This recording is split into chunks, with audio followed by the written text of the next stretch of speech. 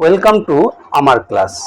আজ আমরা ক্লাস 4 এর বাটারফ্লাইয়ের লেসন 4 এর দ্য হিরো এই গল্পের পেজ নাম্বার 46 এই পেজ নাম্বার 46 এর যে টাস্ক আছে সেই টাস্ক আমরা কমপ্লিট করব এবং একদম উপরে দেখো গল্পটি শুরু হয়েছে কিভাবে সেটি আমরা দেখে নেব এবং এর সাথে সাথে কয়েকটি শব্দের অর্থ আমরা জানব।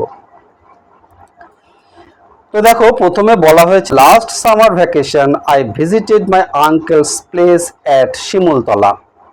I was bored during the afternoons. Every afternoon my friends plays football or cricket, but I never got a chance to play with them. I was not an important player to them, so I felt myself to be as insignificant as an ant. তো এই হলো গল্প। তারপরে যেটি আছে one day এ miracle happened.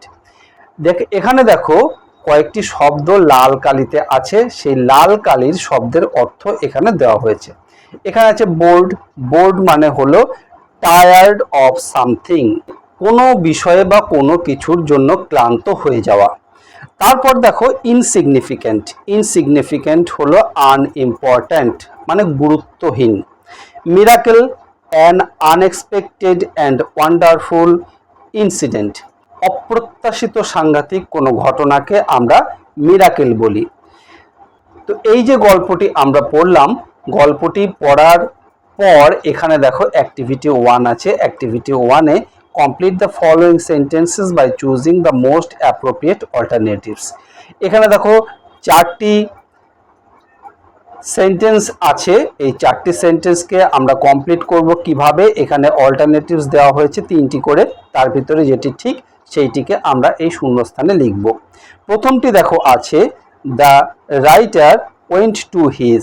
Writer এখানে যে গল্পটি লিখছে সে কোথায় গেছিল? সে গেছিল আঙ্কেলস হাউস। তাহলে এখানে আমরা আঙ্কেলস হাউস কথাটি লিখব।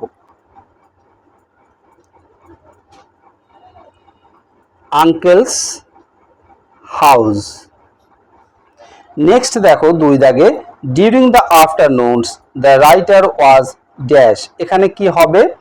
বোর্ড হবে।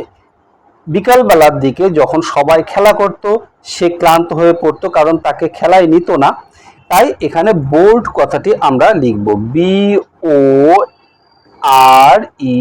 বোর্ড। তারপর দেখো 3 দাগে the writer's friend played dash every afternoon. লেখকের বন্ধুরা কি খেলতো প্রতিদিন বিকালবেলায়? তারা football and or cricket. Football খেলতো অথবা ক্রিকেট খেলতো। তাহলে এইটি আমরা লিখব ফুটবল অর ক্রিকেট। নেক্সট দেখো 4 দাগে the writer felt that he was very. এখানে কি হবে? আনইম্পর্ট্যান্ট। রাইটার মনে মনে অনুভব করত যে তার কোনো দামই নেই, কোনো মূল্যই নেই, তাই এখানে হবে আনইম্পর্ট্যান্ট। আনইম্পর্ট্যান্ট।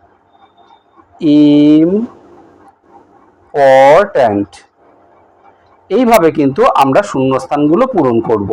তাহলে এই শূন্যস্থানগুলো কিভাবে পূরণ করতে হবে তোমরা বুঝতে পারলে। ভিডিওটি যদি ভালো লাগে একটি লাইক করো আর তোমার বন্ধুদের মধ্যে শেয়ার করে দিও। আর এইরকম ভিডিও পেতে চাইলে চ্যানেলটি অবশ্যই সাবস্ক্রাইব করে রেখো। খুব ভালো থেকো, দেখা হবে আবার পরের ভিডিওতে। ধন্যবাদ।